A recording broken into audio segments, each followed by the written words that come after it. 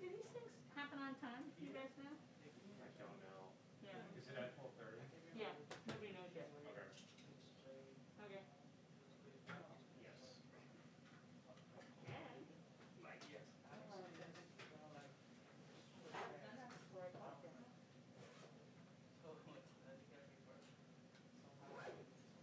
all right, got it now. Yeah. Sounds really nice. And you're hearing me. All right. Talk to you later. Excellent. Perfect. Perfect. All right. Talk to you later. Bye.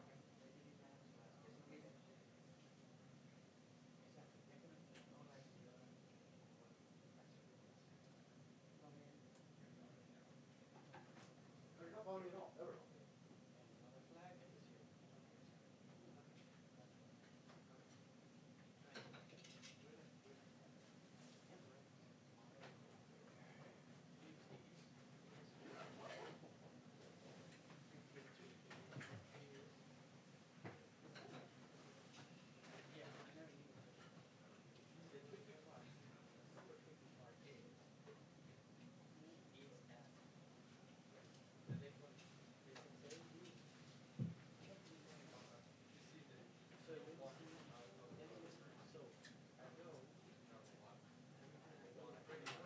Have they been starting on time? I was only here once last week, but it was pretty close.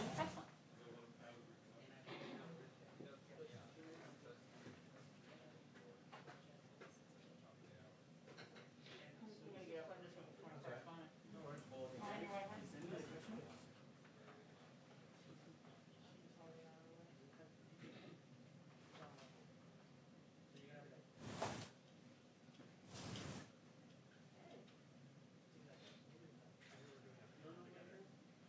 Gotcha. Is that the thing?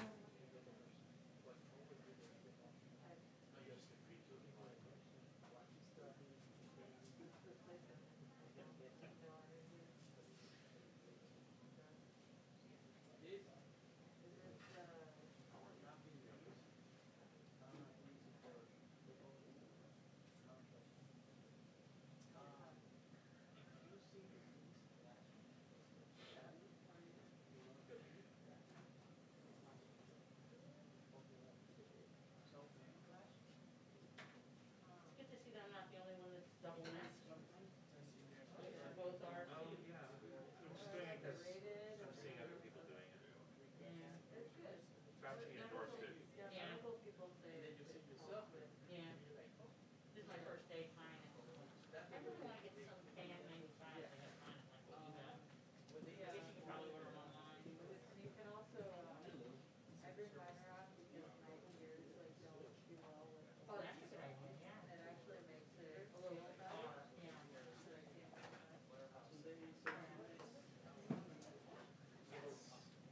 I can't do that. I don't know whether it's looking back or forward.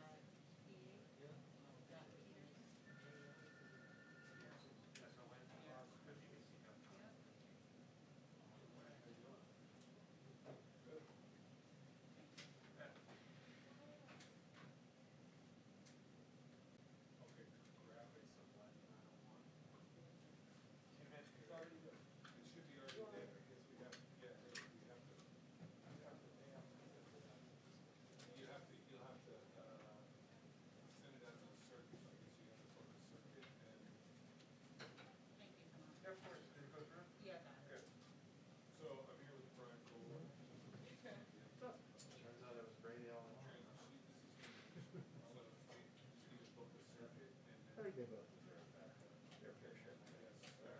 But I'm still rooting for Tom. New England fans, I'm in the area, so like from that point. But for not Bay Area people, or for not Brady people, the reason I hate it is not Tom Brady. That's what the rest of the world is saying.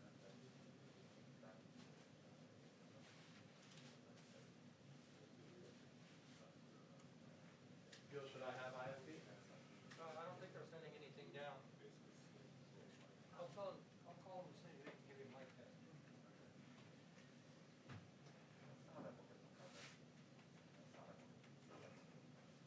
Okay, well, we've got to write it out.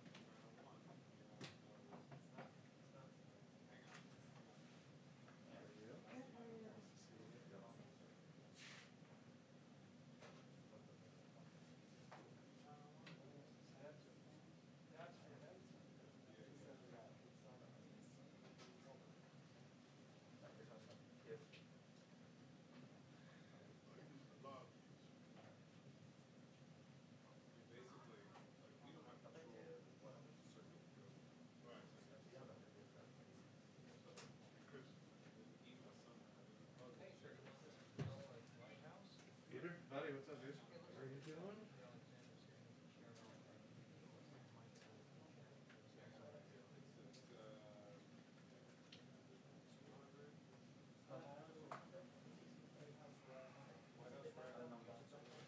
One more time. One more time, say hi, please. I do, I hear you well, yeah. All right. I'm probably gonna turn it all off in the briefing and then put it on all the way. Yes, there you go. Well, the other thing is, I should be able to, you know, it's like I can't assign, well, you can't assign, but if you're not seeing it on 901, you don't call me. Right. You gotta call the status. Peter. Yeah. Good to go? I heard them, yeah, I think I'm good. So only issue would be Gil, when it flips from control rooms at noon to 1, just to make sure that they still have it. Get it? Because you're dialed into 31 right now. I don't know what that means, but I definitely hear the noon hour. But I don't know if that's the same as the 1 hour. Okay. Hopefully they will flip it because I'm dialed into 31. If you ask them to do it, that'd be great, because otherwise they'll come out of me and I'll be blank stare. The blanks there. Okay. Thanks, brother. Aaron or Sally?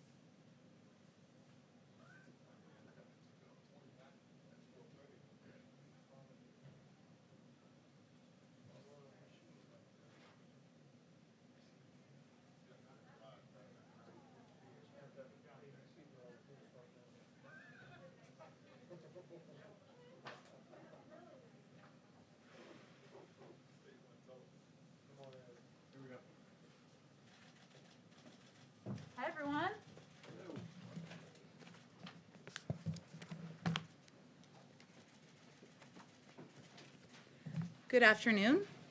As part of our administration's efforts to increase transparency and introduce all of you to the policy experts who are leading the President's initiatives, we're joined today by Domestic Policy Advisor Susan Rice, who will be talking about the racial equity executive order that the President will be signing this afternoon. She's kindly offered to stick around and take some questions. I will, as usual, play the role of bad cop when it's time for her to go. So with that, I'll turn it over to Susan.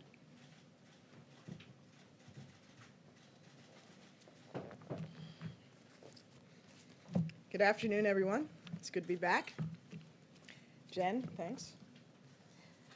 The President has committed the whole of our government to advancing racial justice and equity for all Americans. I'm leading this effort out of the Domestic Policy Council. I've assembled a first-rate team to drive this agenda forward. We'll hold the federal government accountable for advancing equity for families across America. I have the support of every White House office and every agency in this work because, as President Biden has made clear, advancing equity is everybody's job. Tackling these challenges, though, is personal for me. I'm the descendant of immigrants from Jamaica and enslaved Americans. My grandparents and my parents are beneficiaries of the American dream, and so am I. My family's story is a remarkable one of the march towards greater equality and opportunity. But for too many American families, systemic racism and inequality in our economy, laws and institutions still put the American dream far out of reach. Today, the average black family has just 1/10 the wealth of the average white family, while the gap between white and black in home ownership is now larger than it was in 1960. These long-standing inequities are compounded by the converging crises we face as a nation. Americans of color are being infected by and dying from COVID-19 at higher rates. 1 in 10 black Americans and 1 in 11 Latino workers are currently unemployed. By some estimates, 40% of black-owned businesses have been forced to close for good during the COVID crisis. Black and Latino families with children are twice as likely to be experiencing food insecurity during the pandemic as white families. And black and Latino Americans are 2.8 times more likely to die of COVID-19. And for Native communities across the country, the overlapping economic and health crises have devastated tribal economies and healthcare systems. These are desperate times for so many Americans, and all Americans need urgent federal action to meet this moment. Today, President Biden will deliver a national address on his plans to advance racial justice and equity, starting with an equitable and inclusive recovery. President Biden will renew the federal government's commitment to making the American dream real for families across the nation by taking ambitious steps to redress inequality in our economy and expand opportunity for communities that have been left behind, including communities of color. His economic plans make historic investments in underserved communities and put equity at the heart of our recovery. His ambitious agenda builds on a legacy of Americans forging opportunity out of crisis. These aren't feel-good policies. The evidence is clear. Investing in equity is good for economic growth, and it creates jobs for all Americans. Economists have estimated that the U.S. economy has lost a staggering $16 trillion over the last 20 years because of discrimination against families of color. If we closed racial gaps in income and opportunity, these same economists have estimated we could add $5 trillion to the U.S. economy over the next 5 years and add over 6 million new jobs for all Americans.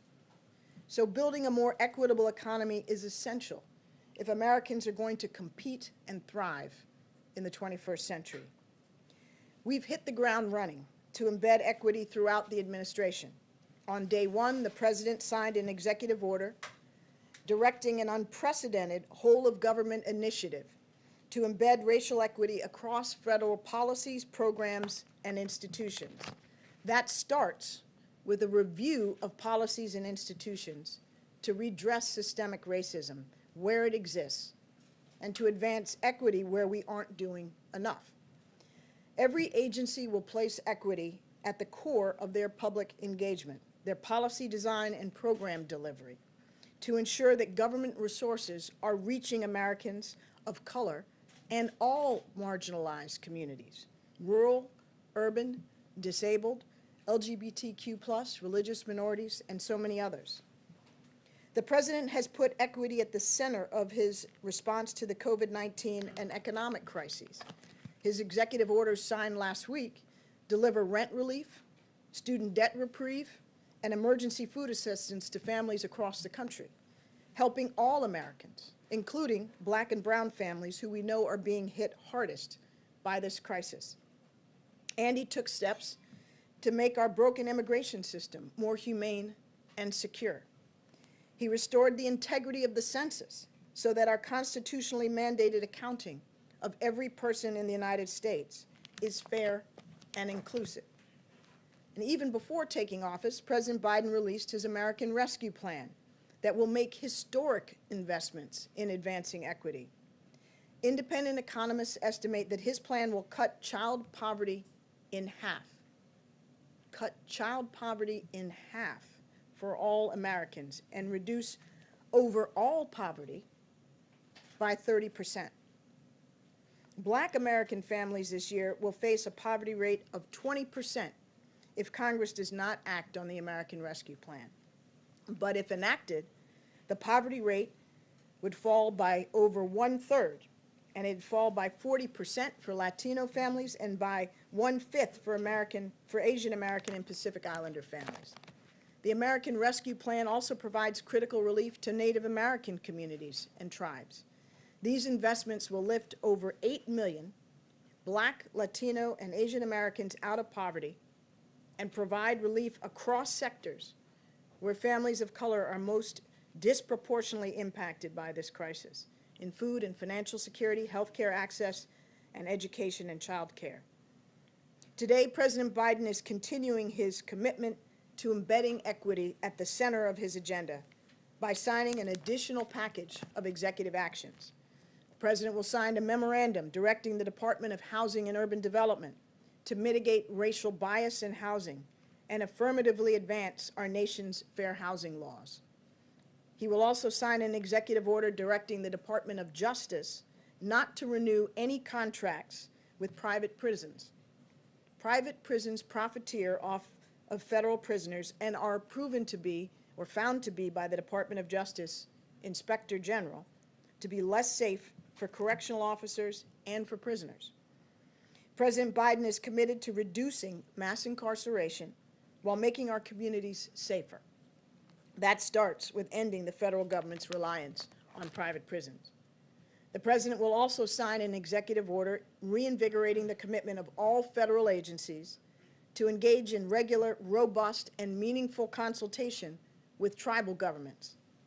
And the President will sign a memorandum directing all federal agencies to take steps to combat xenophobia and acts of violence against Asian Americans and Pacific Islanders who have been targeted by political leaders in our nation's response to COVID-19. Again, these are continuation of our initial steps to advance racial justice and equity through early executive action. Beyond this, the President is committed to working with Congress to advance equity in our economy, our criminal justice systems, our healthcare systems, and in our schools. As I've said many times in my personal capacity, and I'll say again, I believe we all rise or fall together. Advancing equity is a critical part of healing and of restoring unity in our nation. The President will have more to say about all of this later this afternoon, and I'm happy to take a few of your questions. Peter? Ambassador Rice, thank you. You speak about communities of color right now that are disproportionately impacted by the pandemic, of course. They're also less inclined to have faith in the federal government response to the vaccination process. So what specifically, I'll follow up with others, but what specifically is being done right now for communities of color to convince them it's okay to get this vaccine? Well, Peter, I will leave much of this to my colleague Jeff Zients, who's leading our COVID response, but I think two important points. One, we have established within our COVID task force an effort on equity, and that includes obviously racial equity, that will focus on health disparities, but also on the reality that there are Americans who, and particularly Americans of color, who, for very valid historical reasons, are skeptical and reluctant. And a large part of what our colleagues on the COVID task force are doing, this is the second part, is reaching out directly through targeted campaigns to get to those very communities where the skepticism is highest. And that's vitally important because as communities of color are suffering disproportionately, may have less access to information about the vaccine and the ability to easily go online in some instances and get an appointment, we have to take those additional steps to ensure that they are aware of its availability, they can get appointments, and that they understand that the vaccine is safe. Let me ask you, I have a couple things. One's news of the day, but another one, there's a lot of day one promises right now. Jen does news of the day. Okay, fine. Let me ask you, We'll do the whole thing after that. on February 20th of last year, President Biden said, my first day of office, I'm going to send a bill to the Congress repealing the liability protection for gun manufacturers, closing the background check loopholes, and waiting period. So what happened to that day one promise? Well, I think you've seen that we have rolled out an unprecedented number of early executive actions. And as you've heard Jen say and many of my colleagues say, this is just the beginning. We have 1,454 more days left in President Biden's first term. And so give us a little something to do over the next few days. Cecilia? Thanks, Jen. Thank you, Ambassador. A housekeeping question, if I may, and then a follow-up. Can you speak specifically to what this does as it relates to immigration and immigrants? Does this cover particularly the prisons and private prisons housing immigrants, undocumented immigrants, tens of thousands of whom are facing deportation in privately run prisons right now? This order today applies to the Department of Justice run prisons. It is not, in this instance, applicable to those run by other agencies. So not ICE, not anything like that. Okay, and then going back to January 6th and what we saw just a few weeks ago at the Capitol, when we saw people roaming that building carrying Confederate flags, wearing anti-Semitic shirts. We saw lawmakers in that group. We saw firefighters in that group. We saw military veterans in that group. What are you doing to address this issue of white nationalism? And how concerned are you about the threat of from some of these groups leading into this impeachment trial in 2 weeks? Well, I think we have seen, and it's been plain for all Americans on their television sets, just how serious a problem we face from nationalists and white supremacists who have demonstrated willingness to resort to violence in some instances. And that is why the president has ordered the intelligence community to compile a comprehensive assessment of the nature of this threat and challenge and its origins and roots, and thus provide policymakers with inputs that will be very important to address this challenge. The National Security Council has set up a capacity within the NSC to focus on domestic violent extremism and to ensure that we are within the White House and within the interagency coordinating efforts to craft and implement policies that will address this. So we're taking it quite seriously. And why doesn't this address the ICE private detentions? It addresses the Department of Justice prisons in the first instance. It's silent on what may or may not transpire with ICE facilities. There was a Department of Justice Inspector General report in 2016 that underscored that private prisons funded by DOJ were less safe, less secure, and arguably less humane. This was the Obama-Biden administration took steps to end renewing of contracts for private prisons. Trump administration reversed that, and we're reestablishing it. Go ahead. And I know we met this morning, but tell us your name again. Mario Parker, Bloomberg News. Thank you, Ambassador Rice. Two questions. The first, what will the administration do to address the relationship between communities of color and police, particularly as part of the mass incarceration component? And then second question, Republican legislatures have signaled that they're going to look to roll back some of the voting procedures from the last election. We know that that's centered in some of those swing states and largely black and brown communities. What's the administration going to do about that as well?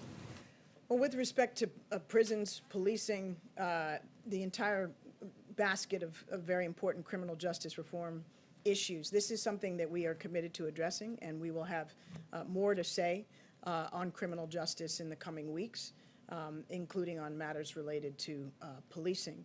So please stay tuned for that. With respect to efforts to roll back the access to the ballot, this is something that I expect that the President will address in his remarks today. It's a matter of real concern because we ought to be in the business of encouraging and enabling all Americans who are eligible to vote to be able to vote. And that's why we will continue to work with Congress on its various efforts to advance democratic reforms. There's legislation on the Hill that would move us in that direction, including restoring and revitalizing the Voting Rights Act. Jonathan, you'll have to be the last one, but Susan will come back, I'm sure. You gonna let me come back? We'll welcome you back. Go ahead. Thank you, Ambassador. These measures here are executive actions, which of course could be overturned and reversed by a future president. Can you talk about what steps could be taken to codify these, to make them permanent, whether it's private prisons or other measures, so they could not be undone by a future president? Yeah, well, Jonathan, as you know, to codify something and make it lasting in law requires that Congress, both houses of Congress pass it and that the President sign it. And for this, as well as many other things, there will be areas where legislative actions are the best and most durable approach. There'll be some instances where in advance of legislation or efforts to achieve legislation, it's wise to take executive action. So I don't think we should assume that by doing something by executive action, where it may also be appropriate to seek legislation, that we wouldn't do it. We have a very full legislative agenda. The President's first priority is enacting the American Rescue Plan, as well as getting our nominees confirmed, and we'll be focused in the next few weeks on that. Thank you, Ambassador Rice. Thank you, Jen. Thank you, everybody.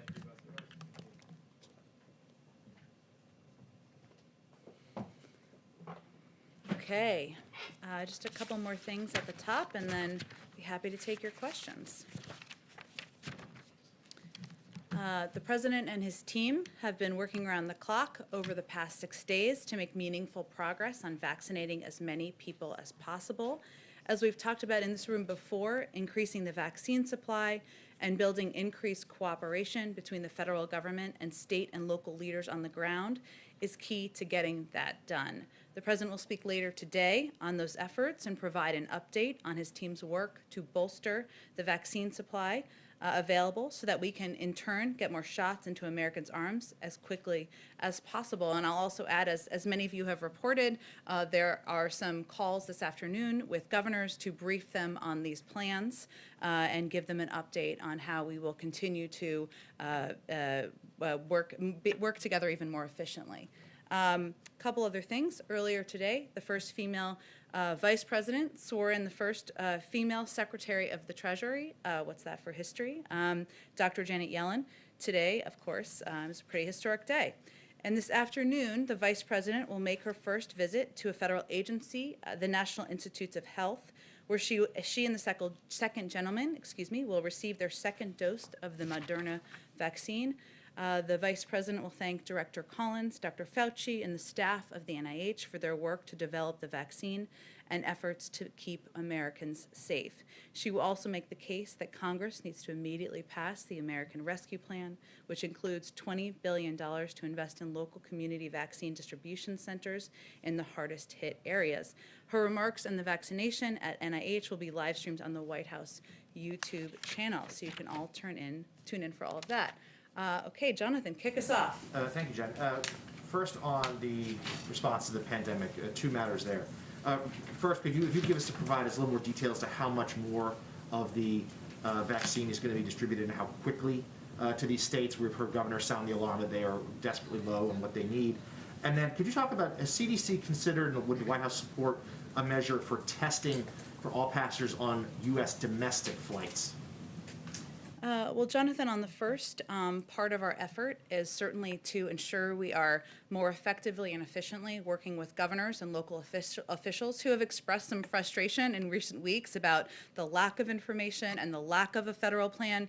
We've only been here 6 days, but we want to take steps as quickly as possible to address that. And part of that will be what the president updates us all on this afternoon. And I would be a very short-lived press secretary if I got ahead of the president. And we're having so much fun in here, so you don't want that to happen. On the second question on testing, we're constantly evaluating, of course, our medical and health experts, steps that need to be taken to keep the American people safe. We announced some travel restrictions, as you know, yesterday. I don't have any additional restrictions to preview or announce for all of you. I will remind you that tomorrow is the first day of our briefings that will be happening approximately 3 times a week that you can all tune in and learn more from our health experts on our plans. And on another matter, on impeachment, the president yesterday in an interview said that he did not believe that former President Trump would be convicted and therefore removed from office, but said he felt like the trial had to go on anyway. Could you please explain what he meant by that? Sure. Well, let's put this in context of last night. So last night, the House impeachment managers delivered the articles of impeachment to the Senate with a dramatic walk over, as you all carried on television. The president was referencing a fact that he referenced in his statement just a couple of weeks ago when the House passed the articles of impeachment themselves, which is that now it, of course, will move on to the Senate. As he also said at the time, he hopes, and I'll quote him here, the Senate leadership will find a way to deal with their constitutional responsibilities on impeachment while also working on the other urgent business of the nation. He still continues to feel that way. So last night they delivered the articles. The next step, as you all have reported and people watching at home know, is for the Senate to proceed with their trial. He's going to allow them to move forward at the pace and manner that the leaders in the Senate determine. And I can promise you that we will leave the vote counting to leaders in the Senate from now on. Last follow-up and then hand off. On this, though, why is the president so reluctant to express his personal opinion as to what happens here? We understand he's not in the Senate anymore, but he is the leader of the Democratic Party. Why won't he say what he believes should happen?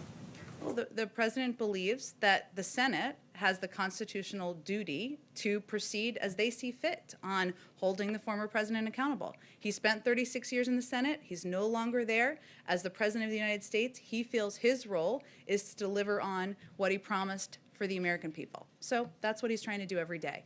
Go ahead, Peter. Just a little housekeeping as it relates to what's going on in the Senate right now. When is the last time that President Biden spoke to Leader McConnell? He has spoken with Leader McConnell, as he said. It's spoken with him a couple of times, but I'm not going to. I'm not going to read out specific calls to all of you on the pace or number of their phone calls. I guess the question is, this is someone who has always said, the president, that his strong suit is the ability to work with both sides of the aisle. And he criticized the previous administration for not bringing lawmakers here on COVID relief to sit down in the Oval Office. So why not say to Democrats and Republicans, come to the White House right now, let's hash this out, and let's get it done? Well, I know that would make for excellent television and quite a dramatic moment here at the White House, but he is in close touch, as our team is, members of our senior team, as you know, Brian Deese, a number of senior officials here at the White House, speaking with different caucuses in Congress, Republicans, Democrats, people from different wings of different parties about our plans and our commitment to getting the COVID package passed. But our view is that a lot of those conversations should happen one-on-one, should happen in small groups, and that's the most productive way to move this bill forward. Let me ask you if I can. There seemed to be a little bit of disagreement in terms of the way both Dr. Fauci and President Biden viewed herd immunity and when we get out of this pandemic right now. We heard the president yesterday say, I feel confident that by summer we're going to be well on our way towards herd immunity. Dr. Fauci said that he thought this would likely occur where we were closer to being back to normal by this fall. Just so it's clear for Americans what the administration is promising or telling them, when should we expect that takes place? Well, the president is certainly pushing his team every day to deliver results as quickly as possible. So as part of his comments yesterday, he also talked about his desire to ensure there's greater availability in the spring, and certainly his hope that every American will, that more Americans will have access as quickly as possible. But he has also said many times it will take months and months for a broad swath of the population to be vaccinated. And as always, he's guided, as we all are, by scientists and medical experts, and certainly Dr. Fauci's guidelines of when we can expect for a broad swath of the population to be vaccinated. For specificity on the vaccine stockpile yesterday, you didn't have a specific number. CDC Director Rochelle Walensky didn't as well. What is the stockpile right now? Where do we stand at this moment? Well, the president is going to have more of an update later this afternoon, as I previewed earlier. Do we know the answer, I guess?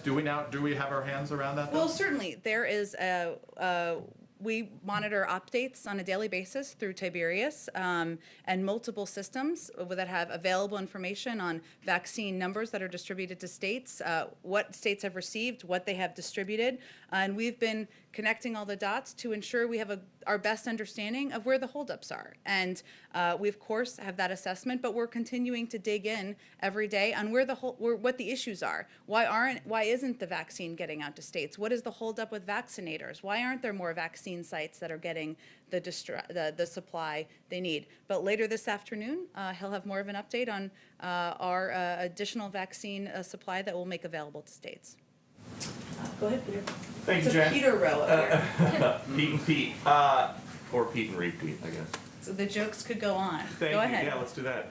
So there are some reports that FEMA is now planning to reroute up to $10 billion in money that could be used to combat COVID-19 right now, to preemptively combat climate change by building seawalls and elevating flood-prone homes.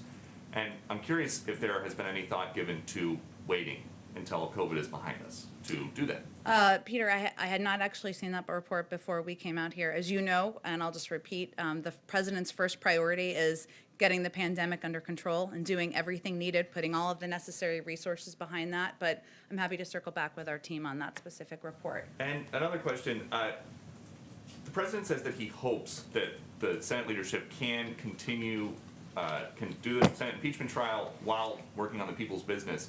What if they can't? Well, as president, you always have to be hopeful, of course. That's your role as a leader, to push leaders, push Democrats and Republicans to make more progress. But I think what the president will continue to do privately in his conversations with members of Congress, Democrats and Republicans, and publicly, is make the case for the cost of inaction. And I think he doesn't feel that the Democrats and Republicans in Congress have the space and the time to wait, that there's an urgency that the American people are going to continue to push members who are representing them on. And so I don't think he feels there's an alternative other than them to move forward with urgency. And then just one more, the riots in Portland and the violence in Portland recently, there was some discussion earlier about the January 6th rioters being reviewed by the DNI as domestic violent extremists. Are the rioters in Portland also being viewed through the same lens, or is that something different as the White House sees it? I think you and I talked about this yesterday and conveyed that all violence happening around the country will be reviewed as a part of the tasking that was done by the national security team. But I don't have anything to preview on it. Cecilia, go Thanks, ahead. Jen. On COVID relief, we've heard Republicans come out in opposition in broad brushstrokes at this point. But in terms of the conversations that Brandeis is having, or the president for that matter, or anyone on your team, has any Republican come forward to give you an alternative? What is happening with these negotiations? What are they telling you that they want to go, to stay? What's the without you negotiating from here, but what alternatives are they giving you? Well, Cecilia, you have the benefit of having covered Congress for quite some time, and none of them are quiet about what they like and don't like, and they often say it publicly. So the president and members of our team are hearing many of the same expressions of support and sometimes expressions of questions about whether the package needs to be the same size, whether it's targeted, whether it should be targeted in this way. Those are the same questions that they are hearing privately. And what the president is also hearing privately, and what members of our team are also hearing privately, is that they expect him to be focused on this package, and they will be as well. And they hear and understand the urgency. And as you know from covering this for quite some time yourself, oftentimes things come together right before there's a vote, right? The president kind of alluded to this yesterday, but we feel democracy is working how it should. He laid out his big package, his big vision of what it should look like, and people are giving their feedback, and he's happy to have those discussions and fully expects it's not going to look exactly the same on the other end. And on the stockpile assessment, I want to flip the answer that you've been giving, saying that it's 5 days or 6 days. Give us some time to catch up with this. I understand that. On the inverse, it's been 6 days. Mm-hmm. Why don't we know exactly what is in this stockpile? What have been the hurdles, the biggest hurdles in getting that answer? Sloughy, you probably heard this yesterday, defended the program Operation Warp Speed, saying that the results were exceptional. So why is it taking so long? I'm not 6 days in. six days in. Well, 6 days in, the president is also giving an update on steps we're going to take to provide more vaccine supply to states across the country. In response to their concern, there has not been a federal plan in place, and that they haven't received the coordination, cooperation, and information they desired. So in my view, that's a pretty rapid response to states' concerns. We do have an assessment. As I referenced Tiberius, which is quite a name for this website, I will say. Sounds like a magical creature a little bit to me, but it provides vaccine information, publicly available information on vaccine supply that's gone to states and what's been used. It doesn't mean it's perfect. Oftentimes it isn't. But our concerns and our focus is not just on the supply. That's part of the issue. It is also about ensuring that states have the number of vaccinators they need. So that means people who are literally taking the shots and qualified to put them in the arms of Americans. And some states and some communities don't have people who are able to do that. And vaccine centers and places where people can go and receive the vaccine. So there's multiple steps in this process, and our focus is on ensuring not just the supply is at the rate it needs to be, and that states have more advance notice. This is one of the things governors will tell you and have told us, that it is very difficult for them when they find out a day before, a couple days before, that they're going to run out of supply or when a next supply shipment is coming. They want more time. That's something we're also working on. So those are all pieces that are part of this Herculean operational task that our team has undertaken. Go ahead, Mario. Thanks, Jen. Senator Schumer last night said that he wants President Biden to consider declaring climate change a national emergency to give him power similar to what his predecessor, President Trump, did with the wall. Is that something that the president is considering? Well, the president has long said it is one of the 4 crises that he believes are central to the presidency and central to his time as the commander-in-chief and the president of the United States, addressing the threat of climate. So he is not only taken actions, executive orders, taken actions that fall under the purview of the president, but also he has pushed to find ways to work with Congress on taking additional steps moving forward too. There'll be more we have to share on our efforts on climate in the days ahead, but I don't think Leader Schumer has any doubt about the president's commitment to this, and certainly the fact that he has called it a crisis. He's said it is central to the issues he wants to take on in his presidency, speaks to his commitment to the issue. Go ahead. So 2 more questions to bring it back just to COVID response for a second. So first, one of the questions that's come up is how much money is needed exactly to respond to the emergency that we're in. Is it 1.9 trillion? Is it some other figure? Do you have an assessment just of how much money is left from Congress's last allocation towards these issues? How much is left to spend? Well, as Brian Deese, the NEC director, Brian Deese, said last week, the problem with focusing on the $900 billion package as the answer to our current problem now is catching up for what had not been done for the prior 6 months. So what we're really focused on now is what is needed for immediately now, of course, but also in the months ahead. And as I was alluding to a little bit earlier, the way the president thinks about this is what the cost of inaction is. So if you look ahead, it's critical, and I talked about this a little bit yesterday, that we don't get anywhere near the March cliff, which would mean the end of eviction and foreclosure moratoriums, the end of $300 additional UI assistance, the end of PPP loan applications for small businesses. And as you all know from covering what's happening in the country, people need security. And what we're trying to do now is provide that. So this package was designed not with a number in mind. We weren't trying to get a shock value, sticker value. The president relied on the advice of economists, of health experts, and others who recommended this is the size and the components that are needed now, not just to distribute the vaccine, but to provide certainty and a bridge to the American people to get to the other side. So, But you have a number right now for how much is, for vaccine distribution alone, how much you have to spend as compared to what you've asked for?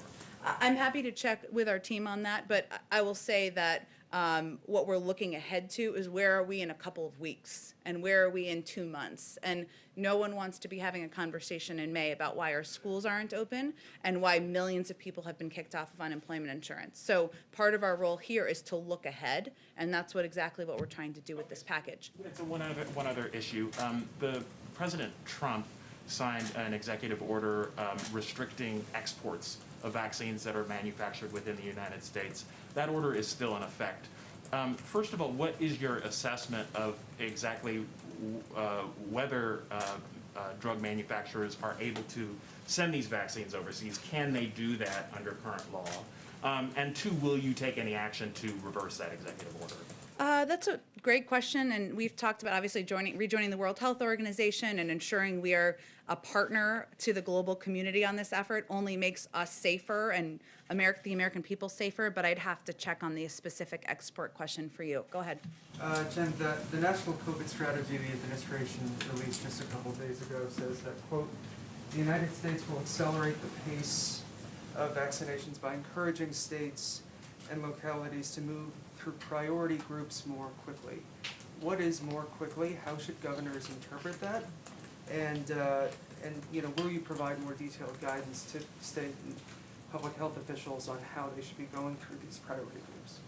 Well, the answer is yes, and part of our effort, as I mentioned, there was a call with governors this afternoon to provide an update on vaccine supply and steps we're taking from the federal government to ensure they have not just the information they need, but also the access to supply they need. And in terms of the pace, the guidelines will of course be publicized by the CDC. They have their first briefing tomorrow. We'll see if they have an update on that. But really what we're all trying to endeavor to do is ensure that we have not just more supply, but more vaccinators, as I noted, more people in communities who can vaccinate, more centers and locations that can provide these vaccinations. So all of those components will lead to expediting. We're not asking states to do this on their own. In fact, we are trying to reset and be partners here in a more effective way than we've seen over the last 10 months. Health officials seem to be recommending now double masking. Is that something that the White House would like to see? I've seen some of those reports. I haven't seen that come officially from the CDC, but again, I'd encourage you to ask them that question tomorrow, and I'd refer to them for any new guidance on that front. Go ahead. Hi, regarding the Defense Production Act, what is the timeline for ramping up production of supplies, specifically the specialized syringes? And has the administration been in talks with any specific companies or manufacturers? It's already been invoked and underway, so those discussions and efforts to ramp up production are already underway. They started as of less than 24 hours after the president signed that executive order and made that announcement last week. I don't have any specific companies, I don't think, to kind of preview or read out for you, but I'm sure we can follow up and see if there's more specifics to provide on the specific companies. Department of Defense considering plans to deploy military, National Guard to help with the vaccinations, be those vaccinators in communities that are underserved? Well, certainly the government, across the government, everyone is going to play a role in COVID and addressing COVID and getting the pandemic under control, but in terms of their specific plans, I would send you to the Department of Defense. On behalf of the radio pool. Sure. The administration's, this is for a reporter who can't be in the room, what are the administration's plans for Guantanamo and restarting military trials for detainees, one case announced last week. I don't have anything new on that. I'm happy to follow up on that for you as well. Go ahead. I just wanted to circle back to Peter's question. So Dr. Fauci on Fox today went back to quoting that 100 million doses in 100 days number. So did the president misspeak when he said the new goal is 150 million shots in 100 days yesterday? Or was he operating under some new update that he got? The president didn't actually say the new goal is. The president said, I hope we can do even more than that. And that is certainly, of course, his hope. He is continuing to push our team to get as many Americans vaccinated as quickly as possible. That's why we set the bold goal of 100 million shots in the arms of Americans in 100 days to begin with. I would just remind everyone, this has literally never been done before. And as what he has asked the team to do and what the team is focused on doing is also planning for contingencies. I mean, we're at war with the virus. So in a wartime theme here, there are a lot of things you plan for, including trucks breaking down, freezers breaking, needing to plan for that, not having vaccinators in a location to be able to put the syringes in people's arms. So the 100 million number, though, would be a more accurate number to be citing. That's the number we set based on the recommendations of health and medical experts, continues to be our goal. But does he want to beat that goal? Of course he does. Of course he does. But again, it is a goal that was set with contingencies we need to plan for in mind, and he's going to continue to push the team to meet that goal and go beyond it. Go ahead. I wanted to ask the ambassador, but I didn't get a chance to, which is in terms of the racial equity goals, does the White House support overturning Small Business Administration language that prohibits people with records from accessing PPP relief? It's something that on the Hill has the support of Portman and Cardin. I know I had talked a little bit with our economic team about this issue earlier, but I'll have to circle back with you on it. It's a good question. We'll bring Ambassador Rice back, but we'll circle back with you on this today. Yamish, go ahead in the back. Hi, I have a couple questions. First is, David Kessler said that most Americans would not be vaccinated until the third or fourth quarter of this year. He said that last week. President Biden spoke and said that we could possibly have herd immunity as early as this summer. That's the difference of a couple months. I'm wondering if you could reconcile the difference there and talk a little bit more about when herd immunity and most Americans will be able to be vaccinated. Well, it's sort of similar to what Peter asked a little bit earlier, but what the president is of course pushing his team to deliver results. And his goal is to ensure there is a greater availability in the spring and that it continues to improve in the summer. Everybody won't be eligible this spring, as you all know, even as the CDC continues to provide updated guidance. But he would certainly defer to health and medical experts and obviously the guidance of Dr. Fauci on when we may be at the pace of reaching herd immunity. But, we will continue to update as more progress is made, what the goals look like. Following up on that, in terms of data collection, it's my understanding that something like 50% of the vaccinations are coming in without racial data. Is that accurate, or is there something else there? I'm wondering how you'll measure success in vaccinating people of color and vulnerable communities if you don't have the data on who's getting vaccinated. And will we seeing kind of mobile outlooks, mobile outreach to those communities in terms of vaccines? When might we see that? Yes, absolutely. That will be part of it, but also part of it will be working with pharmacies and working with health centers in communities so that communities across the country, rural communities, communities of color, have easier access to know where they can go and get a vaccine.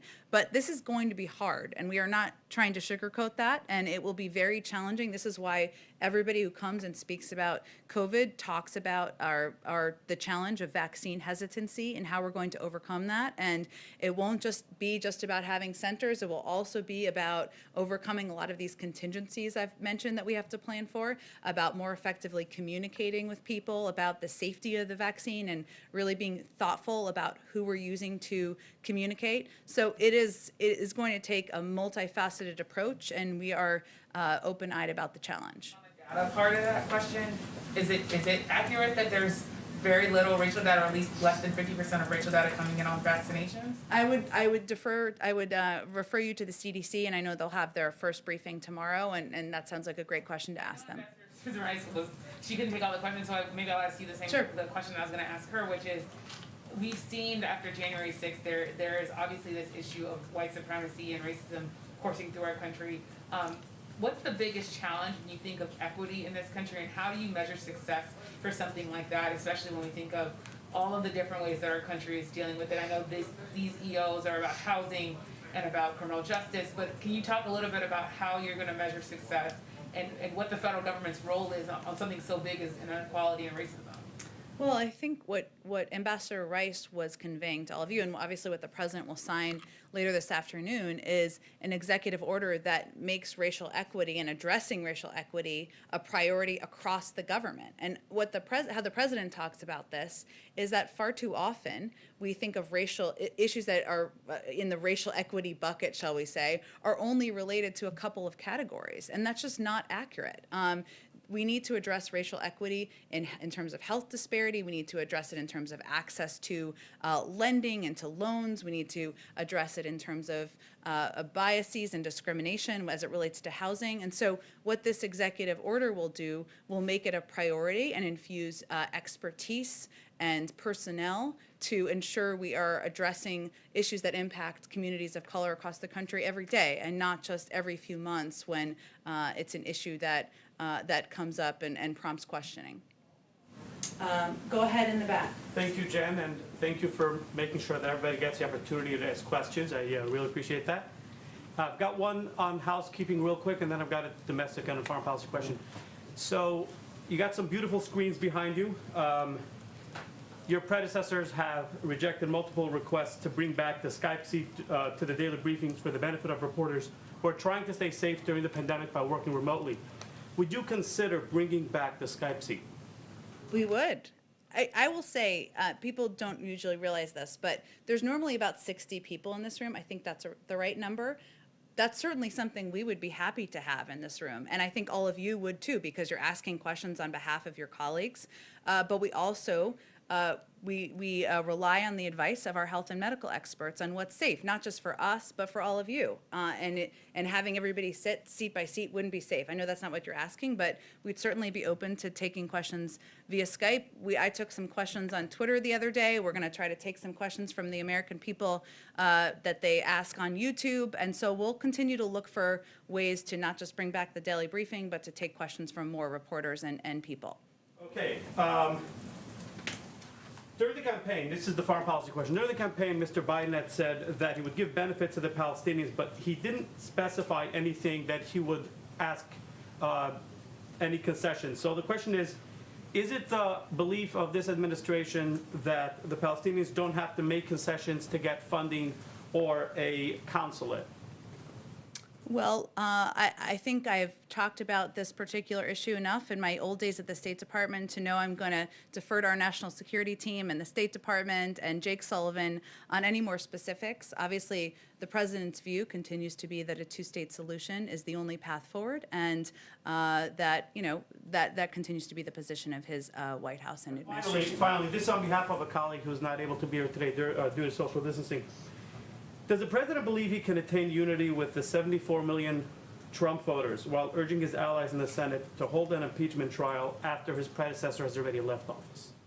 Well, the president's belief is that he was elected by 81 million Americans, in part because they believed that he was somebody who could help bring the country together, unify the country around addressing the crises that we face.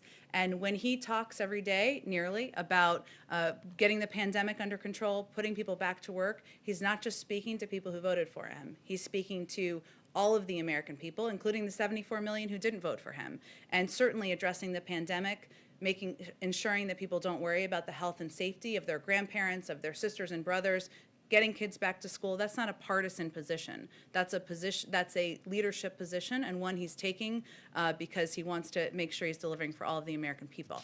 Go ahead, all the way in the back. Thank you, Jen. I'm Marek Bolkowski from Polish Radio. The president spoke with Chancellor Merkel yesterday. Mm-hmm. But the readout from the phone call doesn't mention Nord Stream 2, the pipeline from Russia to Germany. Have they discussed this particular project, and what's President Biden's position on Nord Stream 2? Is he determined to use all the tools he has, like sanctions, to stop the project? Well, I don't have any more for you on the particular readout, but I can convey that we continue to believe, the president continues to believe, that Nord Stream 2 is a bad deal for Europe. We're aware that the previous administration imposed new restrictions on activities related to the pipeline under the National Defense Authorization Act, and we will be reviewing those measures. And so he looks forward to continuing to consult with our European partners on this issue, and if there's more to share on his conversation with Chancellor Merkel on it, we will certainly circle back with you more directly. Let me just get to everybody. Go ahead.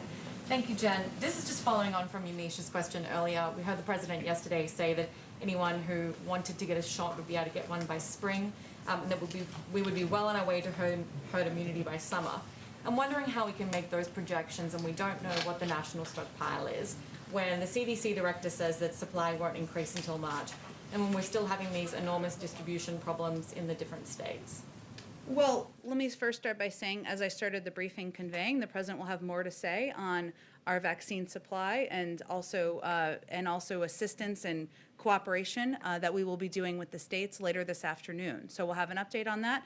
And as I also noted, we do have a sense. There is Tiberius, my favorite word of the day, a website that has available information on not just the vaccine that is available in states, but what has been distributed. So what I was conveying, and I think what a number of our medical and health experts have been conveying, is that we've been here for now 6 days. I'll at a certain point stop saying that, but less than a week is not that long a period of time. We are assessing every day where the holes are, where the gaps are, what the holdups are. It's not just supply, it is beyond that. It's also having the number of vaccinators we need, the number of vaccine distribution sites we need. Those are all issues, if you talk to any governor, that they will say are challenges to getting the vaccine in the arms of the American people. And what the president's goal is ensuring that there's greater availability in the spring. He will push his team. He pushes his team on COVID and updates on it, even when it's a meeting about other issues. This is his focus every single day. But the fact is, every American is not going to be eligible this spring. We're going to continue to increase supply. That's part of it. And he has said many, many times it's going to take months and months for a broad swath of the population to be vaccinated. But he would, if he were standing here today, one, he'd be a lot taller than me, but he would say he will defer to health and medical experts to give their assessments on when we can reach the point of herd immunity. Peter, go ahead. There is a report now that the chief financial officer of Florida has sent a letter to the International Olympic Committee that Florida would like to host the Olympics if Japan next year is uncomfortable because of the pandemic. Is a Florida Olympics in 2021 something you can see the White House supporting? Wow, well, that's a lot of steps that need to take place. And I don't know the entire process of the Olympics, but I would certainly send you to the U.S. Olympic Committee and the International Olympic Committee first on what their assessment of that offer is, and certainly, of course, what their assessment is of Japan's preparedness for the Olympics. Go ahead right here. Jen, on contingencies, if these COVID vaccines need to be tweaked or changed because of these emerging variants, how is that going to complicate your rollout effort? Well, Dr. Fauci spoke to this a little bit last week, and I expect this will be one of the lines of questioning with our health and medical experts when they have their first briefing tomorrow. And they have spoken to both assessments that have been made about the efficacy of the vaccine, even with the new variants, and how they are evaluating what the efficacy will be moving forward. This is something that they will continue to look at through a medical and health lens. So I don't think I'm going to have a new update or assessment for you from here, but it's something they're looking closely at, and the president will continue to encourage them to be as honest and straightforward with the American people as possible. Just one unrelated question. One of the President Trump's last acts was to grant protective status to Venezuelans who are in the United States. Mm-hmm. I believe that still stands. Can you give us an update on your position on that? Sure, let me see. Let's see. Well, the overriding goal of the United States is to support a peaceful democratic transition in Venezuela through free and fair elections. He has long been clear, the president that is, that his administration's approach to Venezuela will focus on addressing the humanitarian situation, providing support to the Venezuelan people, and reinvigorating multilateral diplomacy to press for a democratic outcome and pursue individuals involved in corruption, human rights abuses, and pursue individuals involved with that. I don't have anything more for you on the status of temporary protected status. That was a mouthful. I will, of course, our national security team is doing a review of all of the positions and put in place by the Trump administration, and we'll provide an update when we have one. Go ahead. One more question. Ambassador Rice outlined all of the disparities when it comes to Americans of color being infected and dying from COVID at higher rates. Does the White House fault the policies of the previous administration for creating those disparities that we're seeing? Well, health disparities in communities of color existed long before the Trump administration took office, and I think that's a statement of fact. But what did not happen was actions put in place to ensure greater accessibility to communities of color for healthcare, greater communications and public campaign about how communities of color could gain access to healthcare and treatments, and certainly the actions taken by the prior administration to for all intensive purposes, destroy the Affordable Care Act didn't help any American and certainly didn't help communities of color. So the vaccine, as you all know, has only, we did not have the scientific and medical breakthrough until late last year. And now it's incumbent upon this administration, the Biden-Harris administration, to ensure that we are taking steps to increase access, but also to communicate more effectively with communities of color about the vaccine and the efficacy of it. And that certainly is a primary focus. That's one of the reasons why Dr. Marcela Nunez-Smith is leading a COVID task force and is a pivotal part of the COVID team. And I will say, from being on the transition, she wasn't a person who was, aside from by reputation, but she wasn't known by then President-elect Biden previously, but he was so impressed with her as a member of the COVID advisory task force that he felt personally it was important to have her as a pivotal member of the team to address exactly this issue. Okay, go ahead. Yeah. Last one, says Jonathan. Thank you very much. If I can ask a follow-up, I'd appreciate it. The Trump administration granted waivers to Arkansas and other states to require work for some Medicaid recipients. That was challenged in the court. The court struck it down. The Trump administration pushed it to the Supreme Court. It's pending there. Does the Biden administration support these waivers, oppose them? Are they going to argue for it, against it? What's the position of the administration? Well, I would certainly send you to our Department of Justice, my Department of Justice colleagues, to speak to anything related to a legal case. I will say that President Biden does not believe as a principle it should be difficult for people to gain access to health care, and he's not been supportive in the past and is not today of putting additional restrictions in place, and he's spoken about that publicly too. And then if I could follow up, yesterday former President Trump endorsed Sarah Huckabee Sanders for governor of Arkansas in 2022. Where does President Biden stand on that particular race, and how high is this on his list of priorities? Wow, how high is the Arkansas Republican gubernatorial primary on the president's list of priorities? Not high. I can confirm for you, I'm not running for governor of Connecticut in the future, so I'm here to confirm that for you as well. I don't expect he will get involved in this race, but also politics is not front and center for his mind in general at this point in time. He's focused on getting the pandemic under control. Okay. Jen, who leads the governor's call today, just for clarity? Who's leading the governor's call today? Who's leading the governor's? The president won't be on it, so who is leading? Jeff Zients will be one of the health officials, or one of the, I should say, policy officials who's on the call today. There may be others, but he's one of the primary leaders of the call. Governors obviously participate. I believe so, yes, exactly. Okay, last one, I'm breaking Jonathan's rule, but since you're new here. The President Biden has spoken to President Putin. Can you give us an update on the nature of their call? What came up? Well, the call, I can confirm for you, the call was scheduled. The call has happened, I believe, since I have come out here. So we will, of course, be putting a readout of the call out. But since you gave me the opportunity, I will just convey to you that he called President Putin this afternoon with the intention of discussing our willingness to extend New START for 5 years, and also to reaffirm our strong support for Ukraine's sovereignty in the face of Russia's ongoing aggression, and also to raise matters of concern, including the SolarWinds hack, reports of Russia placing bounties on United States soldiers in Afghanistan, interference in the 2020 election, the poisoning of Alexei Navalny, and treatment of peaceful protesters by Russian security forces. His intention was also to make clear that the United States will act firmly in defense of our national interests in response to malign actions by Russia.